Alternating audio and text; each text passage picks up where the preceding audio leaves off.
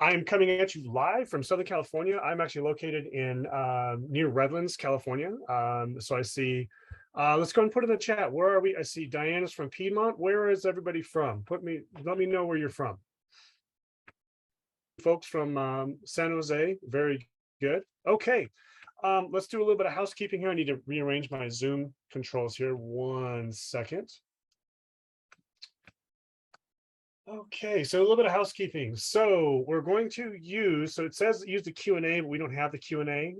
So what we're just going to use is the chat. We're not going to use the raise hand feature, just to let you know. And it's more fun to share when you select everyone so we can all participate in the conversation. Ginger is my co-host. Ginger is very knowledgeable about TCI, has been with TCI longer than I have. And so she's going to be managing the chat, and anybody, including Ginger. We don't have a gigantic group. We have less than 20 folks. And so feel free to interrupt me, stop me if there's something that needs clarification.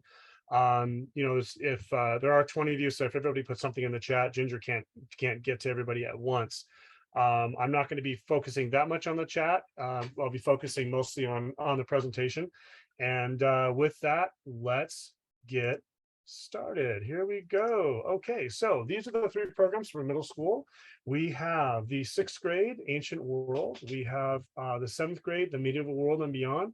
And of course, we have the 8th grade, United States through Industrialism. And this 8th grade unit has one of my favorite lessons to teach, and that's one of the lessons that I'm going to be sharing with you today.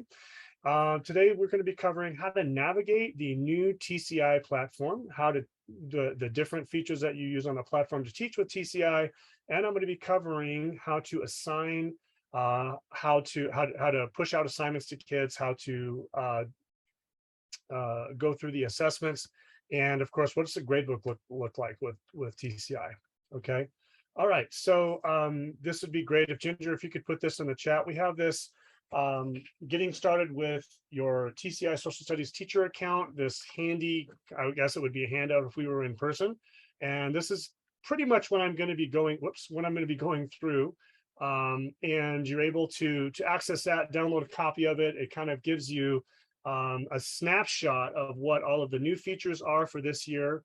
And there you go. Okay, so TCI has both print and online features. We're obviously going to be focusing on the online features today, but the text is identical in between the print features and the online features.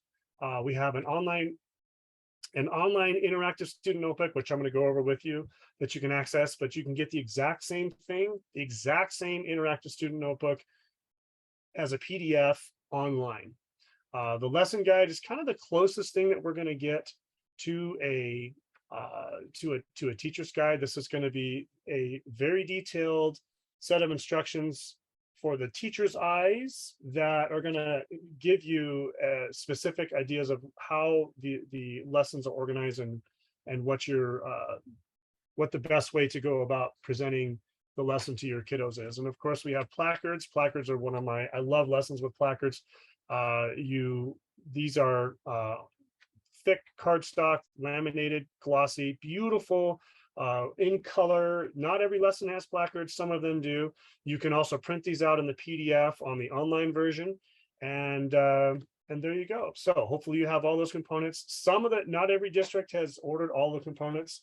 For example, I gave an orientation to a district today near Sacramento, and all I have was the online. And so be ready for that. You're going to have to consult probably your librarian or your coordinator to figure out what components are part of your program. All right, so the TCI platform looks a little bit different this year. So we spend the summertime going through all of the different suggestions that have been given by teachers throughout the school year and take everything into account.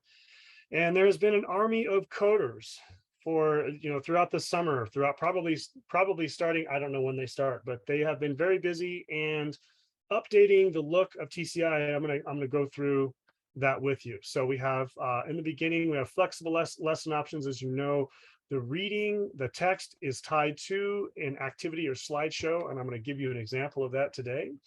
And then, of course, for those of us that are looking for something a little bit of more of extension activity, you have the dive deeper section, you have the lesson explorer, your projects are going to be in here, primary sources, you're going to be able to, every single lesson is linked with primary sources that correspond to that particular lesson. And then you have deeper reading, and your assessments are found down here. You still have the good old-fashioned purple navigation bar. I'm still used to that. Let me go ahead and show you what that looks like. So we're going to start with the dashboard. All right, and the dashboard is you can get to plan a lesson from here, or you can get to it from where it says lesson overview. It's the same link.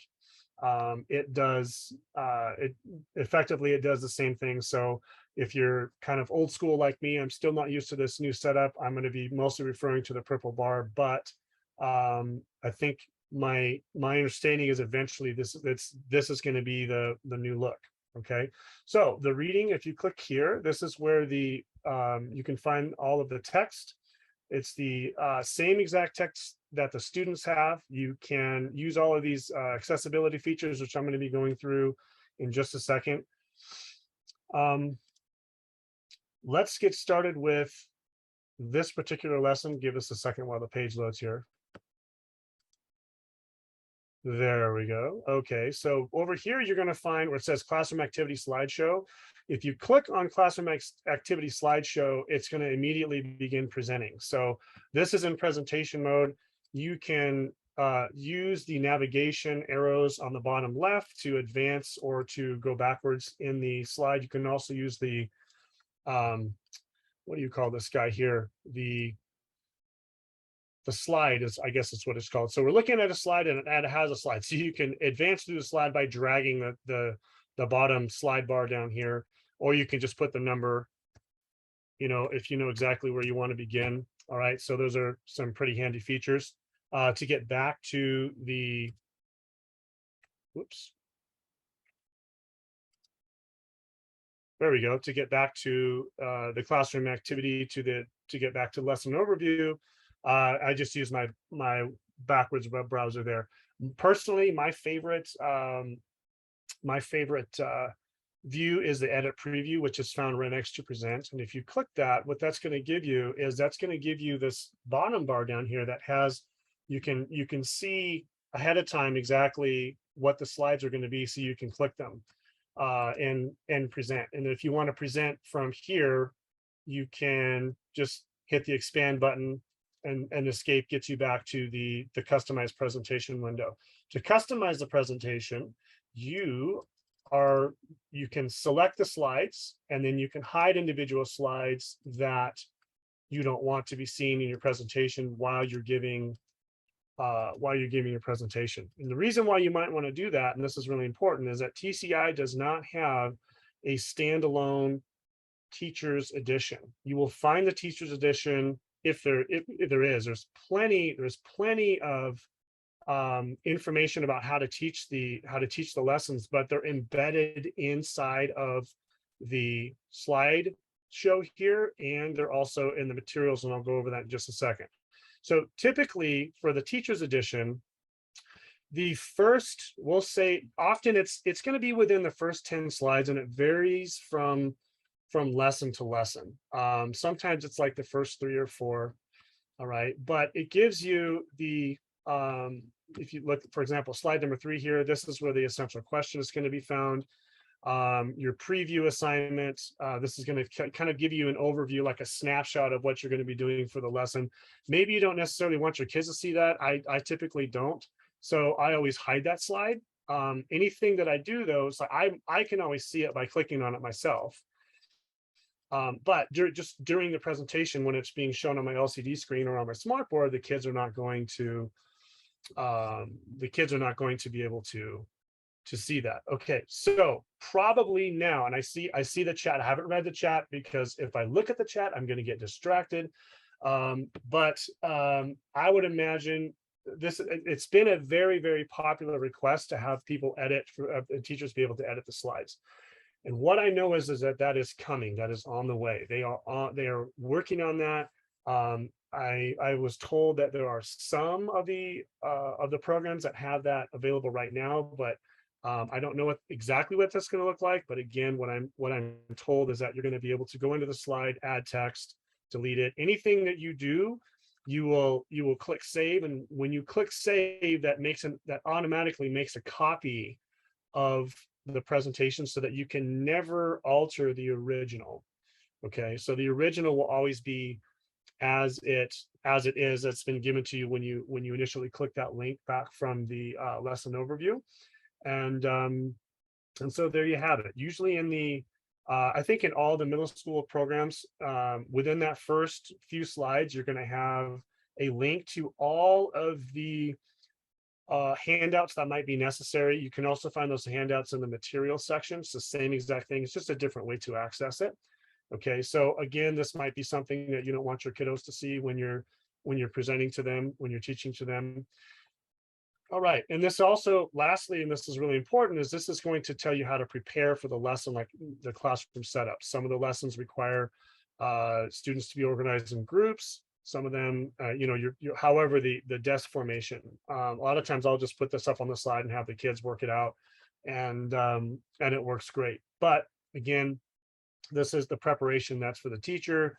It can be for the kids, but it's intended for the teacher to use that as information so that they can prepare for the lesson.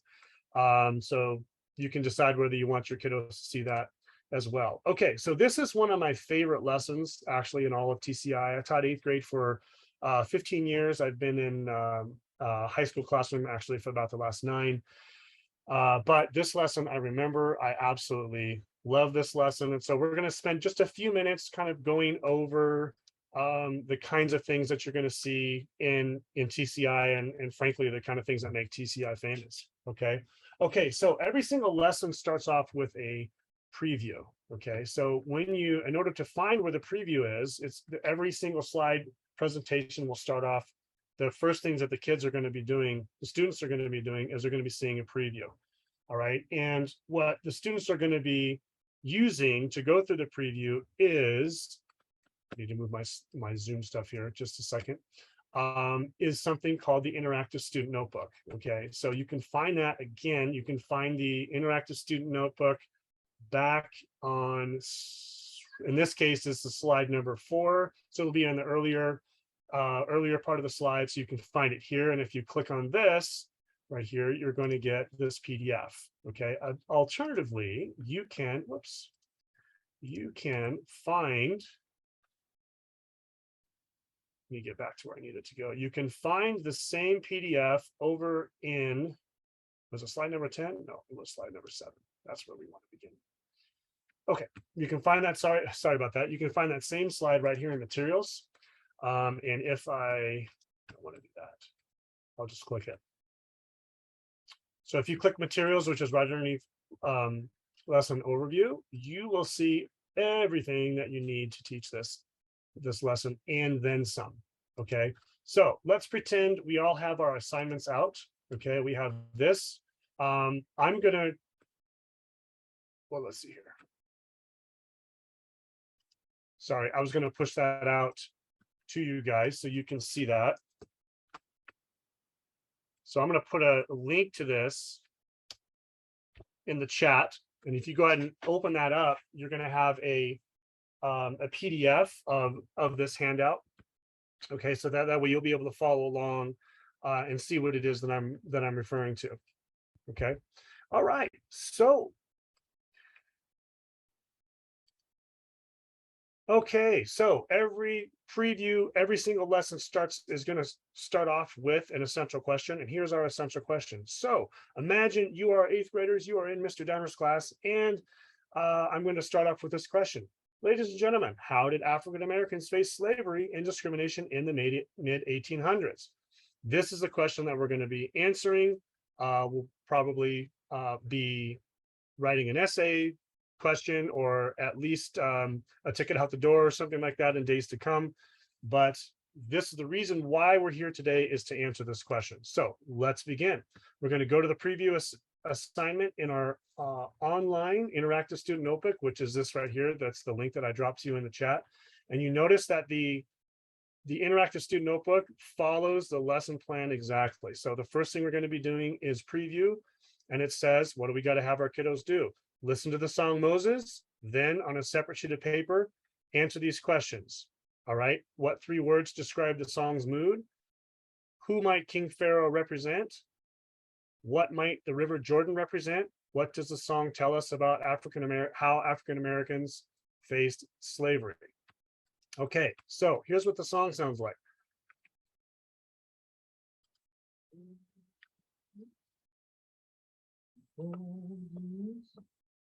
Don't you let King Pharaoh overtake Moses, Moses, let King Pharaoh overtake.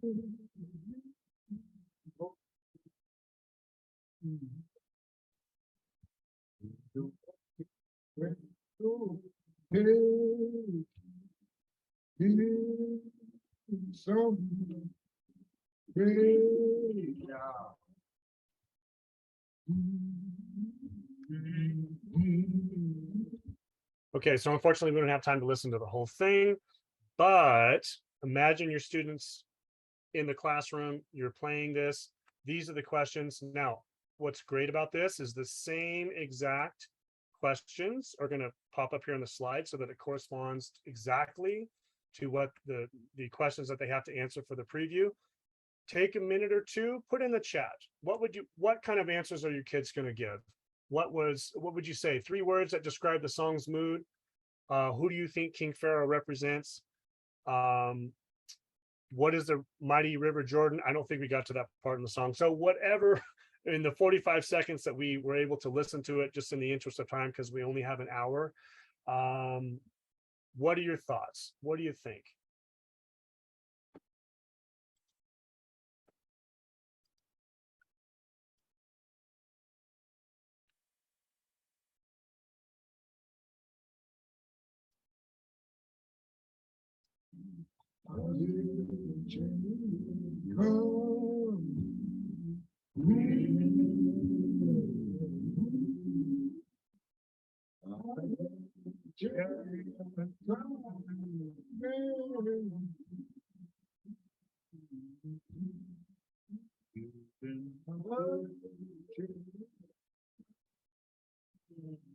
In some graveyard, Moses, Moses, yeah, the horses running. Moses, Moses, I hear the horses running.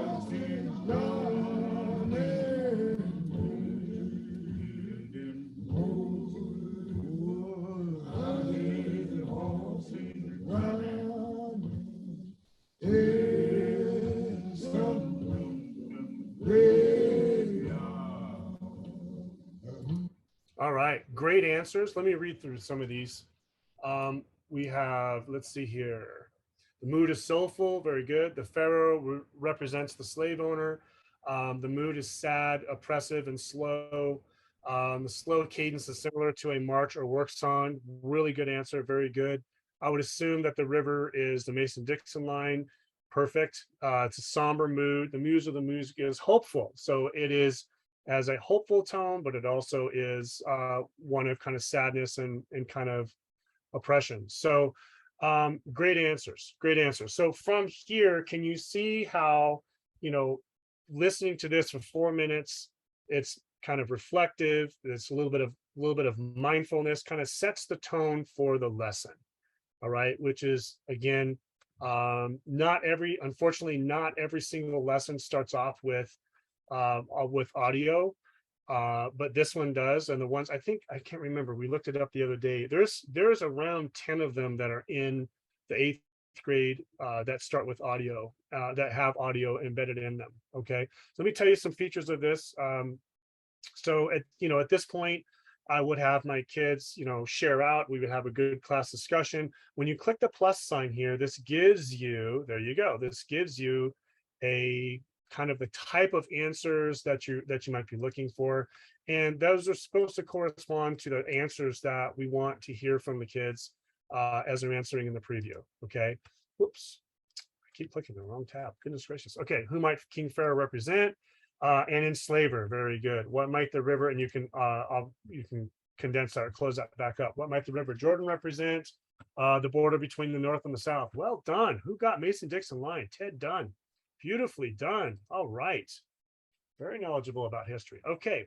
Another little feature about these slides that I like to bring to everybody's attention is when you click, you notice how I'm advancing. What would you say? I'm moving through the presentation forward and backwards by using the arrows, which it's the exact same when you go full screen. Okay. So maybe that's a little bit more visible, perhaps. Can you guys still see my entire screen? If I do that, that's okay, perfect. All right. So you can present from this window just fine, but I think depending on the resolution of your projection that you have in your classroom, it might be better to present full screen. But anyways, what I was trying to get at is when you get to the part that has these two dots here, it'll have like two square dots. I don't know that dots are a square, but the two orange dots, that means that there's nothing left on the slide. And so when you advance from here, it's going to go to the next slide. Okay. All right. So moving right along. In the preview, quilts served as bed coverings, but they also often told stories from the Bible. This is a square from a quilt sewn by a woman who was enslaved in Georgia in the 1800s. This quilt square tells the biblical story of Moses. Let me go ahead and enlarge that since you guys said you can see it. Leading enslaved people out of bondage. Okay, so from here, I like to try to have my kids figure out what this is about. So I might have them take out a separate sheet of paper and say, hey, list 5 things that you see. What do you see here? And then, they'll list 5 things, give them 30 seconds, perhaps a minute, and then have them pair share it. And then we have another discussion. All of the art in these slides will correspond to something later. So in other words, when we get to the down the road in the lesson, so when we get to the activity here, which I was going to have you do in just well, I can't have you do it, but I was going to have you run through it at the end of the activity, which in this case uses placards. We come back to that. This is what I always do, and a lot of teachers do who've been around with TCI a long time. Come back to that original slide, which has the art on it, after they've done the placards or they've done the writing assessment or they've done the experiential exercise. And after they've done that exercise, come back and look again at what this art is displaying, and they're gonna put all the pieces together. It's going to be absolutely clear to them. When the kids figure that out after they've been through the lesson and they're able to apply that to, in this case, a piece of art, you get just an absolutely magnificent response. Okay, so in short, we start off with the presentations and the lesson overview. This is about, unfortunately, I'm gonna keep looking at my watch, this has to go really fast, but the lesson overview, yes, 1 second, let me do that again. There we go. Lesson overview is where we're going to get to the classroom activity slideshow.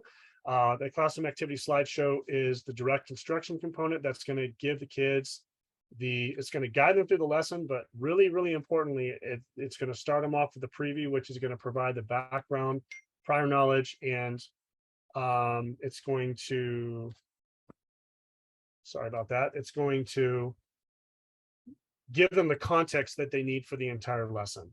Okay. Some people like to skip the preview. I do not recommend that. I think it's absolutely critical. All right, and then on the lesson overview page, we have all of the dive deeper resources. So we have primary sources that in this case would be tied into the experience of African Americans in the 1800s. You have an explorer, which is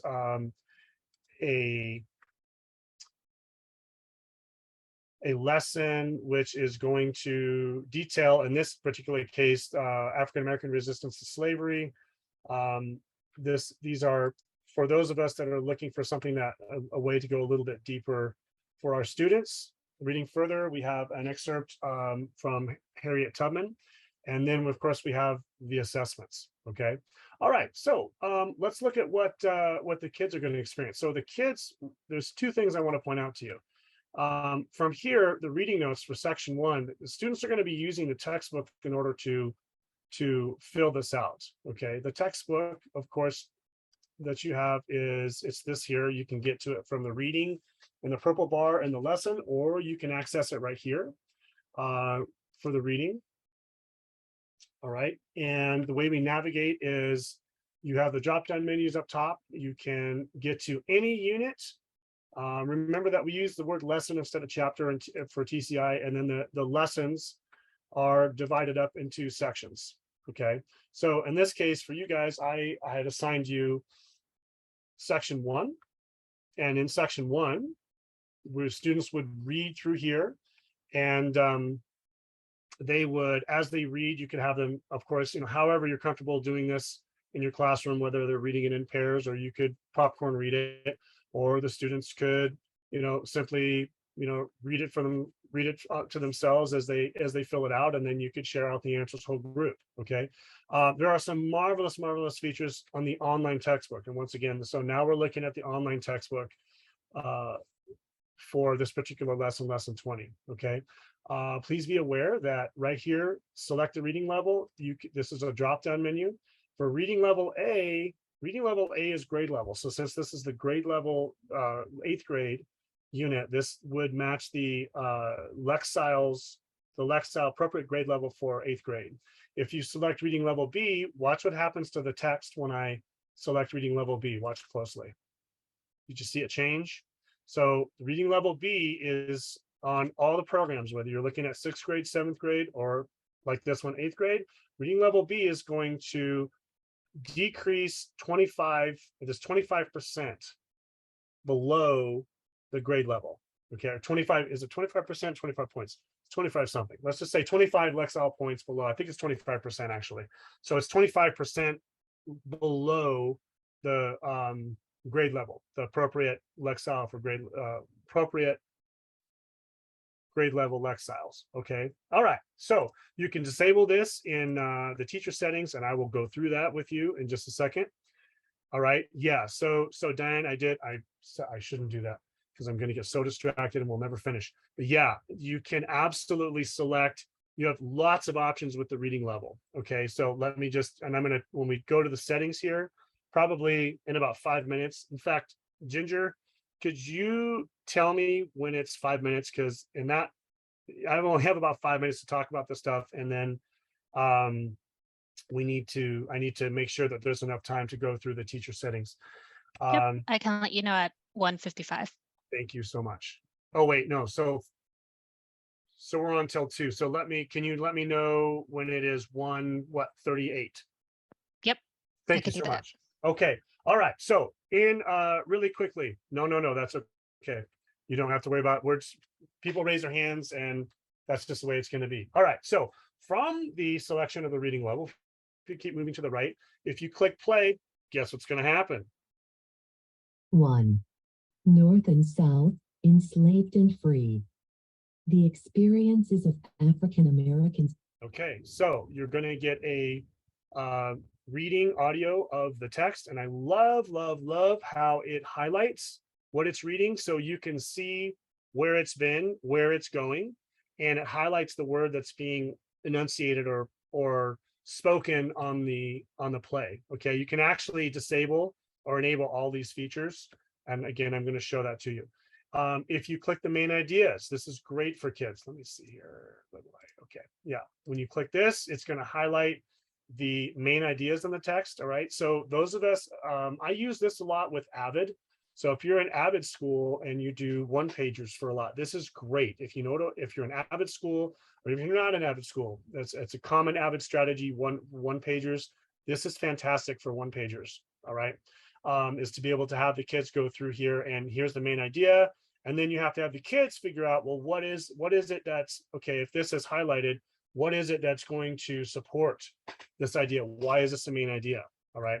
Okay, kids can highlight, students can highlight information. And so if this is great because you can have them color code the information according to what you the type of information that it is. So for example, I would have students highlight in green anything that's a claim, or in this case, like, highlight a main idea green. But then I would want them to highlight something else that's a supporting detail, and I would have them support the detail right here, and then in yellow, and then anything that is a conclusion or an inference, they would highlight it in red, for example. Okay, so that's the way that I would have my students annotate the text with the highlighters. All right, another handy feature, the notes. Unfortunately, I'm in the teacher view and teachers cannot make notes, but if we were in the teacher view, you would click notes and there's a text box that would appear right up here at the top, and students would be able to type whatever they want to in there about, or whatever however the teacher directs them to whatever kind of information that they need to. If they, they just want to make it personal, it's not necessary, but it's just available for them. Great feature when they go to my notes, which is down here. Let me see if I can get my cursor to enlarge. There we go. The my notes in the reference down here. When they click that, let me see if it'll do it for me. No, it didn't do that last time either, but there we go. There we go. All right, so it has everything that I highlighted. Any notes that I put, like in the text box, will also show up in here as well, but look how it organizes it. It organizes it underneath the section heading that they put it in. Okay, so they're able to go through here and click on it, and it'll take them back to the reading. There we go. And they're able to see all the notes that they made. They're able to see all the things that they highlighted. And there you go. Okay, so the notes, the highlighting is fantastic online. And one of my favorite features, and this works for students and for teachers, you can save the text to Drive. So if you click on Drive, this will download a PDF file in their Google Drive, into your Google Drive, which means you could take this exactly as you see this, and all of this this text here, have a PDF of it, and you could push that out through Google Classroom, for example, if you wanted to. You could print it out, which is great because now they can color code and do closed notes or anything like that when they're on the desk, if it's a particular lesson that you'd like to do. All right, tons of options for you, tons of features. And I happen to look at the clock, it's 1:38. Let's talk about what it looks like when the students do the work. Okay, so I'm going to have a little segue here. So down at the bottom of the online text, you are going to find that the exact same questions that appear in the interactive student notebook, the handout, this PDF, it's the exact same information that's at the bottom of the readings. I need to close out two of my tabs here in just a second. There we go. Okay, so this is section 1. If you compare that with, see, it says right here, enslaved people, free Black people in the South, free Black people in the North. It's the exact same information. Looks a little bit different, but the kids are getting the same thing. Okay, why do we do that? Well, some of us, like myself, I started teaching over 20 years ago, before we even had computers in the classroom. I am still partial to paper and pencil learning. I like it when my kids have something to write on. I like it when they're able to turn something in. And so this is what works for me. So I print these things off and I hand them out to kids when they come in my classroom. There we go. Also, when instead of, if you don't like that option, you want to do everything online, students could type in their answers here. Okay, so they find the information in the text. All right, working in pairs, working in groups, working individually, and they're going to answer right here.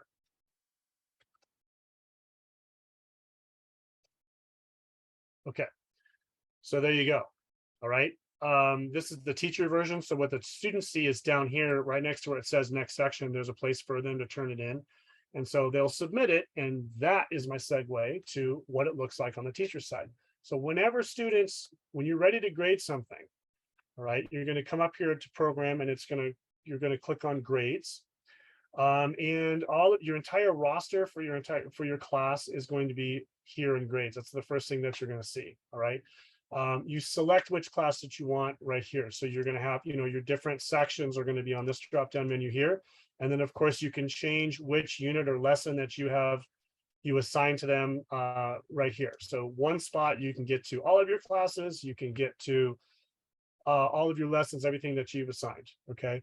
Anything that that the students did, that whether they've submitted it or not, is going to be found here. Okay.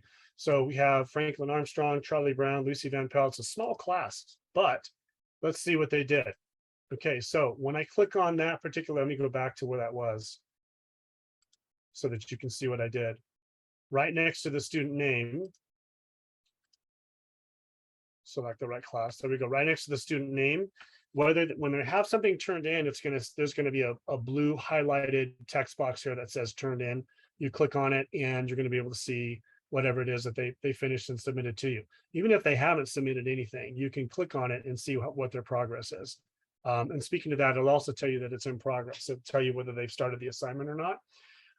Okay, so in the introduction, all right, you're able to see whatever Franklin answered. And to be perfectly honest with you, I didn't have time to go through and put some mock answers or anything like that. But what I do want to show you is the student answer would be here. Right here, you have the answer key. Okay, you can hide the answer key. You can obviously show it, but you can compare the student's answer, whatever they put, to the answer key that's shown right now. Okay, let's see here. You can give section points. So it defaults to grading by the entire lesson, but you can change that so that you can give a section score. Okay, you can also change in the teacher settings, excuse me. In the teacher settings, you can change this default point value. And there we go. So let's see, there is a question. I'm not going to read it. But Ginger, are you looking at that question in the chat there? Yes, I am. Okay, perfect. So we're getting an answer for you, Denise. Be patient with us. Okay, so any questions about how you see the students' work and how you're going to grade it before I move on?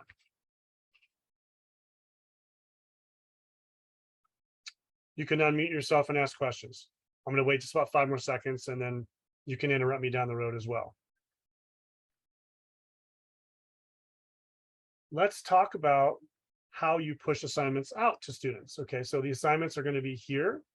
There's multiple ways to get it, but just in the interest of this webinar, probably the fastest way to get it, most folks are going to access it right here through assignments. Okay, and what you're going to do is you're going to click Create New, and you have our drop-down menu, and you're going to select which lesson you want. So I'm going to now push out whether I want to assign the reading. So the reading is the advantage of assigning the reading is when the students see the reading, they're going to see it on when every time they log into teachtci.com, they go in through Clever or however they access the Tci platform, but they're going to have access to these questions so that they can type them online.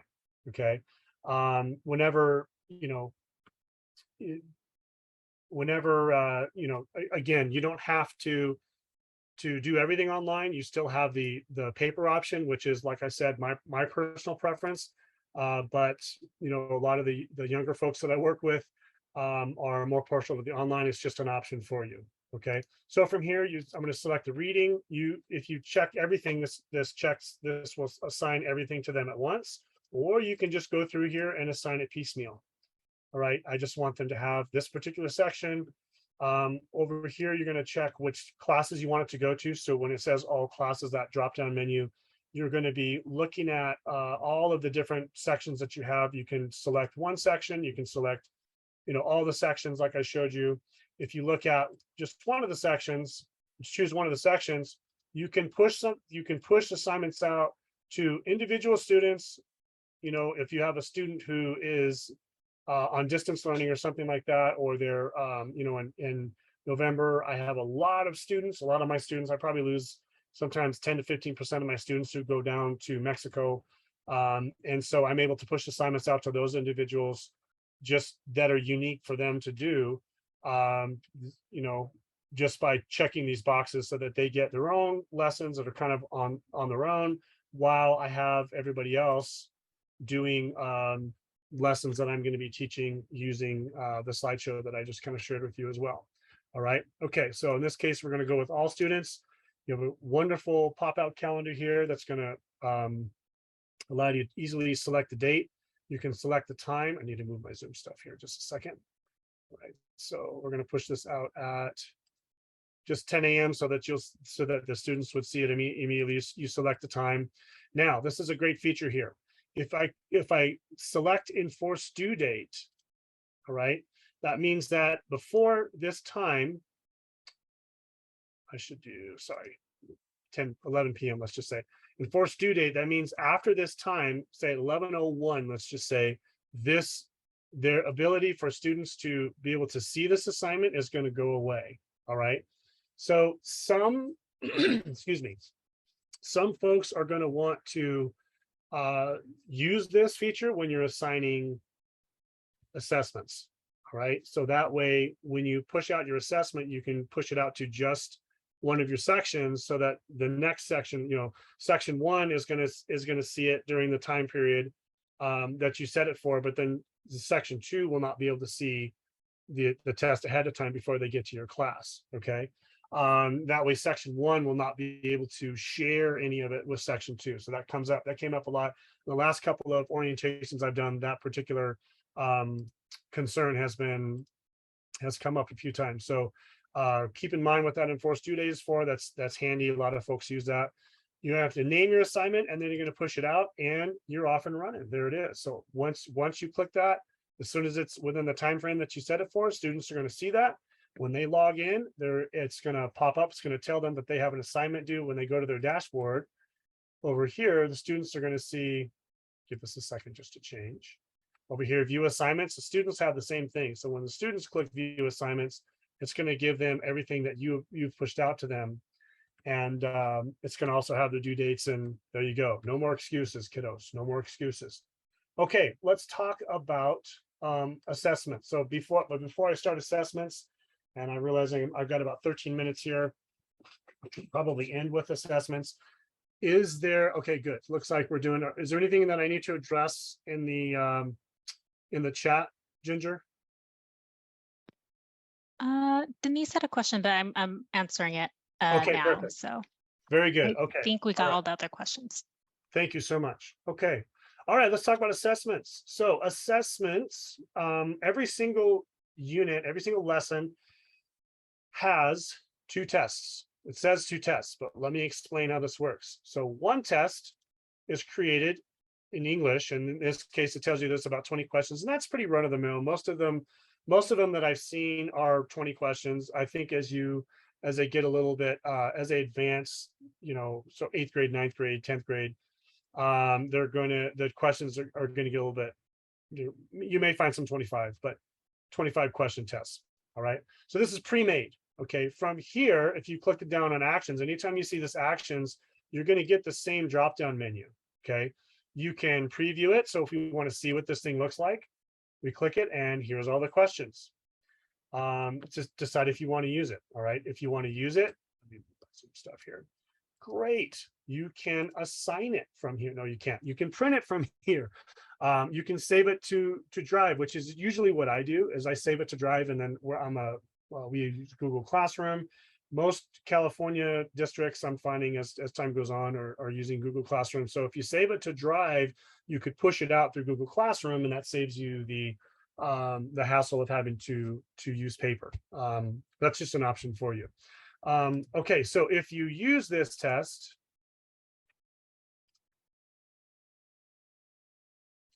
I just want to show this one feature to you.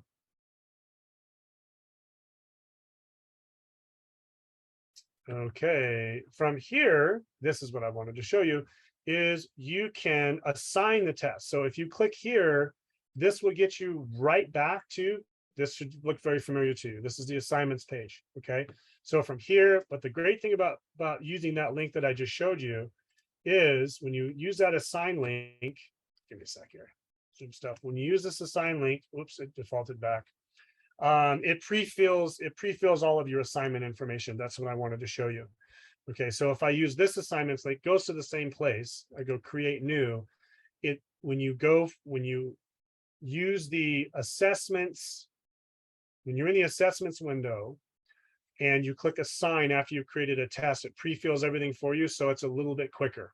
Okay, you can do the same thing with create assignment. You can assign a test to kids the same way. You just obviously you select the lesson you're looking for, and then you go down to, in this drop down menu here for type, you click assessments, but then you have to go through and fill all this information out. Effectively does the same thing. All right. Okay. So let's talk about creating a test. So when you want to create a test, and again, I am in assessments. Give it a second to switch over. There we go. And I get the option here. It says create new test. So if I create a new test, I'm going to title it today's date so I can keep them organized. All right. Now, give this just a second. There we go. Okay, so now we're ready to create a test. All right. One of the great features about the question bank for the assessments is you can, if you down here with the lessons, you can select multiple lessons to grab the assessments from. So you could, we're on lesson 20. You want to keep them busy till June? Okay, let's select all of the lesson. No, I'm just kidding. We're not going to do that. But theoretically, you could. Okay, so you're not relegated to giving a test whenever you're done with a unit. You could teach two or three lessons. You could do a midterm if you wanted to, or a final exam, however you want to. So you have multiple options, or you can pull questions from multiple lessons here. Okay, so we're in a good mood today, so we're just going to select one of the lessons, and that's going to be our lesson 20. Give that a minute to come back. There we go. Okay. Response type, you have different types of questions here. So we have prompt questions. We have this is going to give us a question where the students are going to have to in this case read a passage and then respond to it. A table question. Table questions are great. It's either going to give them a table and they have to fill in missing information in the table, or it's going to give them a table and they're going to have to interpret what's in the table to answer a question about it. Here's what the type where they have to draw. So they have to, in this case, they're going to have to, be prompted about something to draw, and then they're going to use the online tools to draw something in the box that's provided there for them. If you print that out, then they could sketch it out too. So it's really, whether it's online or whether it's in print, it's the same. Writing questions, multiple choice. Of course, those are our favorite as teachers, especially for short cycle assessments. And then you have image questions. Okay, so all together, just for this one, I have 28 total questions. Okay, but I'm just going to keep this really simple. Let's just make a multiple choice question test. There we go. Okay, and so I have 22 multiple choice questions here. Okay. Okay, so if you want to select all of them, if I click this box, it's going to add all of them to the test, or I can go through here and I can select individual ones, or I can deselect the ones that I've changed my mind on after I've clicked this add all box here. Okay, so after we decide on the questions that we want, I'm rushing a little bit because we're running out of time. We're going to click add to test. Add to test is going to create the test for us.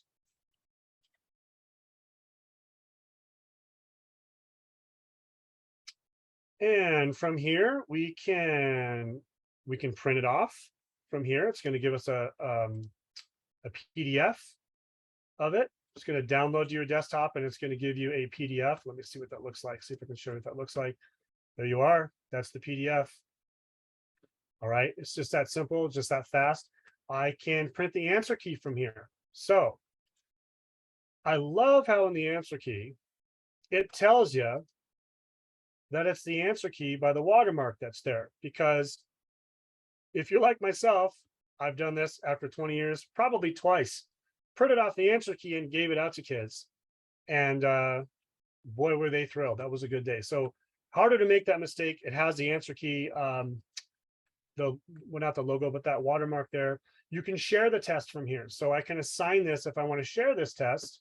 I can leave this test for people in any of the questions that I might have made. I can have this test, share it with the teachers that I work with. So if we were making a common assessment, for example, I'd share it with my my teacher peers, and we would all use it for a common assessment. My favorite, save to Google Drive. This will save a PDF right to my Google Drive, and then I can push out the PDF to individual classes, so I don't have to make the copies. It's a very handy feature. And then of course you have the assign, and I'll go through that one more time. So once I have my test, any test, whether it's a TCI test or it's the test you've made, when you go to underneath manage and you go to assign, all right, see how it populated all the information for me automatically. So it saves just a little bit of time, which is why I really like assigning tests from there. Okay. Again, I'm going to go through here and I'm going to select which classes I want. All right, I'm going to select which only certain students I can give. So theoretically, you could make 30 different assessments and give each student their own assessment. Okay, theoretically, you could do that. I don't recommend it, but if that was your game, by all means, please do. Okay, and just like that, we have assigned an assessment, and I'm going to slow it down from here. Are there any questions? So we have about a little less than 5 minutes. I'm going to be here for probably longer than that because I crammed a lot into an hour. Is there anything that you would like me to clarify, or is there anything that you didn't see that you would like to see that I may be able to answer for you? Last couple of things I want to show you, really, really important. If you go back to the overview up here, the overview is going to be a snapshot of the entire lesson, and you're able to navigate that a little bit easier as well. And the projects. So this is going to get you to the component as soon as it changes right here. We have the unit introduction, which is where we started. Okay, you have the, let me get to the right lesson here.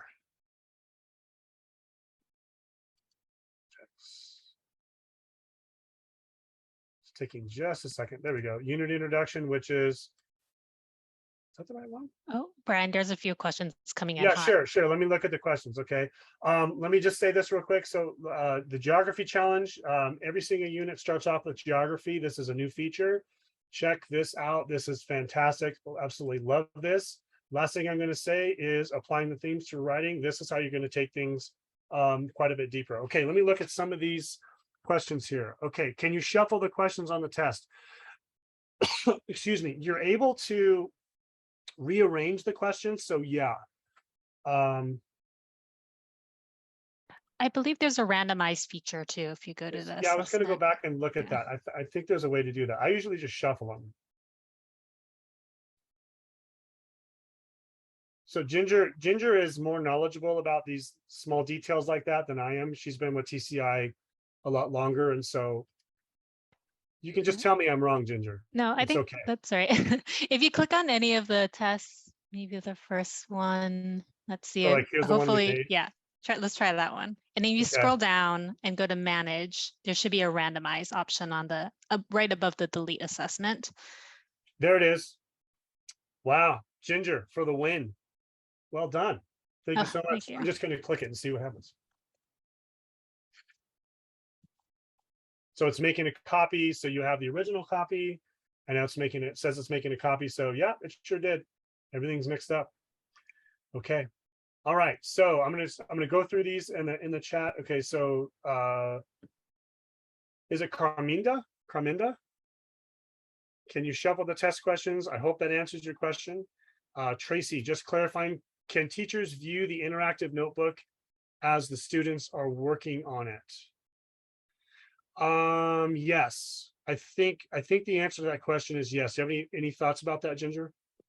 I think if you go to grades, I could be wrong about this, but I think if you go to grades, oh, can you go to your, Yeah, it just take it defaults to this one for some reason. mm, Go ahead. Yeah, so if I had started this assessment as a student, okay, and I wasn't finished with it, but I hadn't turned it in, there would be right here, there would be a text box that says in progress right here. Okay. And you can click on that and you can see what they have done so far. I don't think that when you click on it, I don't think it will show you in like real time what the student is actually typing. But yes, you can see what the student has turned in, which is great because a lot of my kids forget to hit that turn in, and I grade it anyways, you know. But yeah, so if there will either be a box there that's kind of like a light green that says turned in, and of course they're done. But then to see their progress, it would be like a light blue box that says in progress. You click on it and you can see what they have. So yes. So Tracy, the answer to that question is, I believe, is yes. So Kendra says, is the test locked or can students do a Google search while taking the test? Ooh. If you go into teacher settings, so let's see here. I have to, do you know where this is?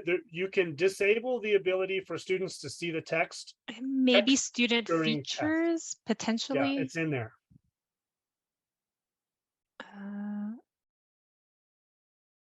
Or it could be student access. Let me look at, yeah, student access. Oh, here we go. Assessment access right here. So, okay, so the answer to Kendra's question, if you go into settings, so this is settings for the teacher gradebook. Okay. You go into settings and then student access. Okay.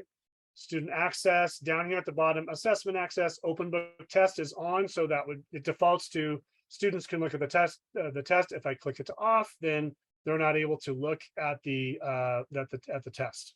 Okay. I'm sorry, at the text, excuse me. I hope that answers your question. Let's look at another one here. We have, I saw the applying themes. So Denise, I saw the applying themes through writing option. Does this require teachers to start off the year by teaching the themes chapter at the beginning of the text? Can you give a quick insight?